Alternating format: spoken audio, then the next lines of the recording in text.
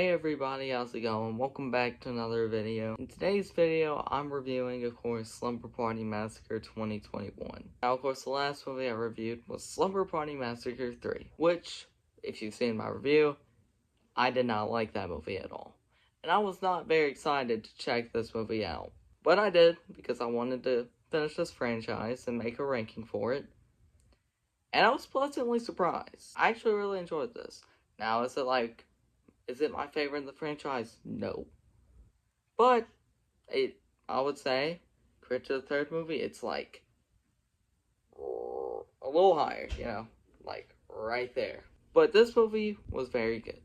Now, I'll get into why, very good in this franchise. Compared to other movies, maybe not so high, but in this franchise, this is pretty high up there. So, let me talk about the plot and I'll get into the rest. We start with the kind of prologue-ish that starts in like the 1990s of this girl and her friends at a slumber party. Her friends get murdered and she survives. So we cut forward to modern day when her daughter and her friends decide to kill Driller Killer. That's kind of the plot of this movie without giving spoilers and all that. But dang, dude, this movie was so enjoyable. This movie loves this franchise, alright? That's the number one thing I will say about this movie. This movie, the people who made it, love this franchise. They put so many references, callbacks to the original movie. The whole plot itself is what I feel like the original idea of this movie was supposed to be, kind of like a parody. I feel like that's what this movie is what that was supposed to be back in 1983. But of course, they turned into a normal slasher. And there's so many callbacks from the first, second, and even the third movie. Heck, this movie was kind of inspired by the third movie. In a good way. And not like how the third movie did it. But I'm not going to spoil it. But it's kind of obvious when you watch the movie. By the end, you're going to be like, oh yeah. This movie's definitely inspired by the first three. Obviously, the only three. There might have been references to Sorority House and Cheerleader Massacre, but I wouldn't know. There definitely was a lot of references to the Slumber Party Massacre franchise in this. You can tell that the people who made this movie absolutely love this franchise, which is a good thing when you're making a reboot / legacy sequel. It is kind of a parody, but I wouldn't say it is a parody. It's more of it's kind of mocking those movies. And it's kind of like breaking the fourth wall all the time.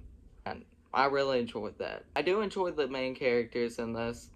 The main character, like the main girl we follow, I don't really remember her name. Not trying to sound rude, but I don't. I thought she was pretty good. I enjoyed the rest of the girls. They were pretty enjoyable. There are some dudes in this movie. And one thing I thought was funny, some of the dudes' names in this group are Guy 1 and Guy 2.